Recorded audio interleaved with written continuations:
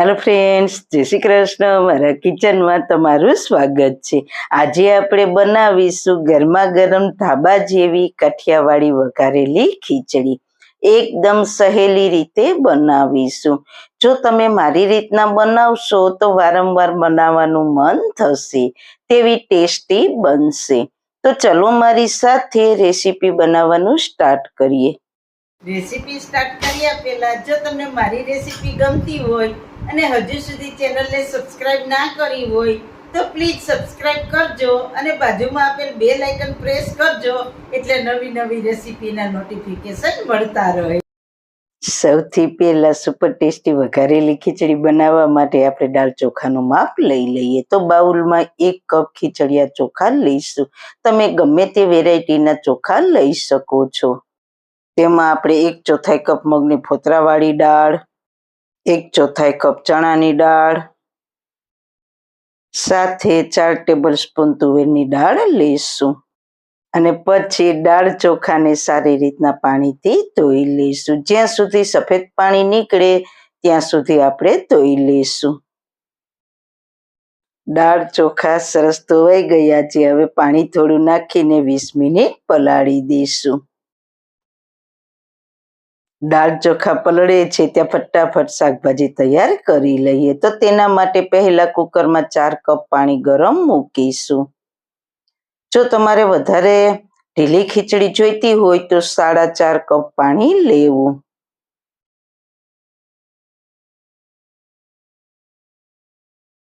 તેમાં અડધી ટીસ્પૂન હળદર પાવડર, સ્વાદ અનુસાર મીઠું અને શાકભાજીમાં હવે 1 મોટા બટાકાની છાલ ઉતારીને ટુકડા કરેલા ઉમેરીશું. 1 ગાજરને છાલ ઉતારીને ટુકડા,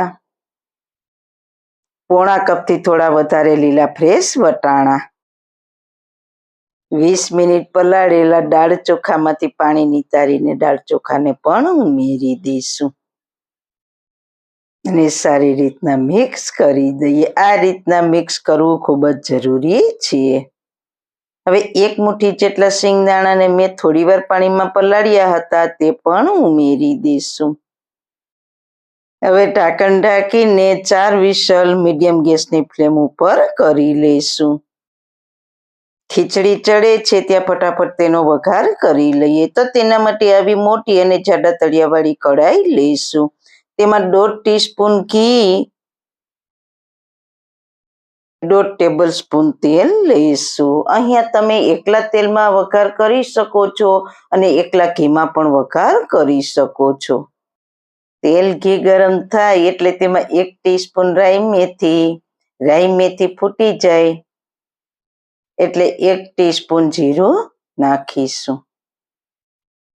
જીરાનો કલર બદલાય એટલે ખડા મસાલામાં 2 તમાલપત્ર, 1 તજનો ટુકડો અને 3-4 લવિંગ નાખીશું.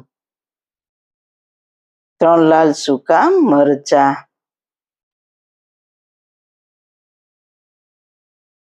1 લીલા મરચાના ટુકડા અને થોડા મીઠા લીમડાના પાન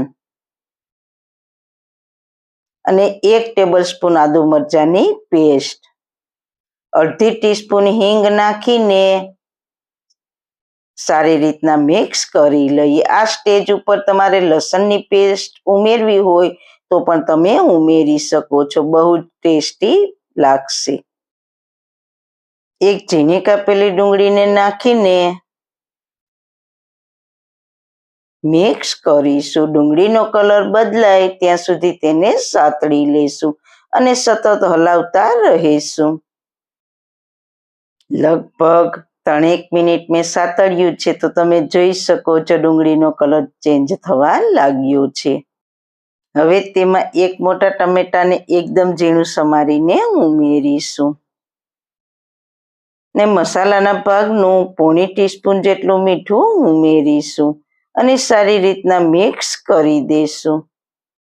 ટમેટા સોફ્ટ થાય ત્યાં સુધી હલાવતા રહીશું. ટમેટા સોફ્ટ થવા લાગ્યા છે તો હવે તેમાં મસાલા ઉમેરી દઈશું. અડધી ટીસ્પૂન હળદર પાવડર, 1 ટીસ્પૂન લાલ મરચું પાવડર, સાથે 1 ટીસ્પૂન ઘી ઉમેરીને સારી રીતના મિક્સ કરી દઈએ. 2 ટીસ્પૂન ધાણા જીરું પાવડર ઉમેરીને ફરી મિક્સ કરી દઈશું. મસાલા આ રીતના સતળાઈ જાય એટલે 1/4 કપ જેટલું પાણી ઉમેરીશું. જો ખીચડી બફાતા સમયે વધારે થીક થઈ ગઈ હોય અને ઢીલી ના રહી હોય તો અડધો કપ પાણી ઉમેરવું. પછી તેને 2 મિનિટ લો ફ્લેમ ઉપર ઉકળવા દઈશું. કુકરમાં 4 વિસલ થઈ ગઈ છે અને પ્રેશર પણ નીકળી ગયું છે. હવે જોઈ લઈએ તો તમે જોઈ શકો છો એકદમ સરસ ઢીલી ખીચડી તૈયાર છે. તો આ જેમ પડી રહે છે તેમ તે વધારે થીક થશે. એટલા માટે તમારે પાણી જરૂર પડે તો ઉમેરવાનું. આમ ગરમા ગરમ ખીચડી હોય ત્યારે તેનો વઘાર કરી લેવો. ખીચડીને વઘારમાં સારી રીતના મિક્સ કરી દઈએ. સારી રીતના મિક્સ થઈ જાય પછી ઉપરથી થોડા ધાણા ભાજી ભભરાવીશું.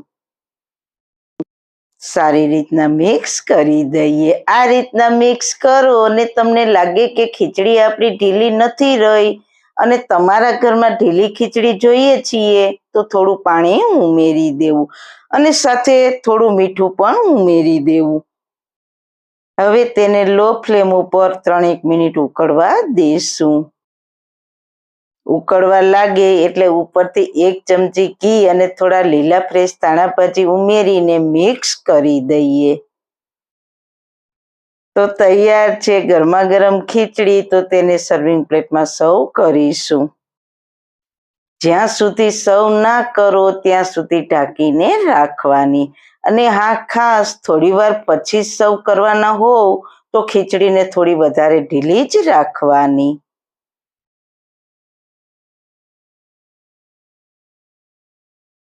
તેને કઢી, છાશ અને પાપડ સાથે સર્વ કરીશું. તમને જે રીતના ખીચડી ભાવે તે રીતના સર્વ કરજો. પણ એક વખત આ રીતના ધાબા સ્ટાઇલ કાઠિયાવાડી વઘારેલી ખીચડીની જરૂર ટ્રાય કરજો. તો સારું ખાઓ, ખુશ રહો. આવી સરસ રેસીપી જોવા માટે તમારો ખૂબ ખૂબ આભાર. મારી રેસીપીને લાઈક કરજો, શેર કરજો, મારી ચેનલને સબસ્ક્રાઈબ કરજો. ફરી મળીશું નવી રેસીપી સાથે. જય શ્રી કૃષ્ણ.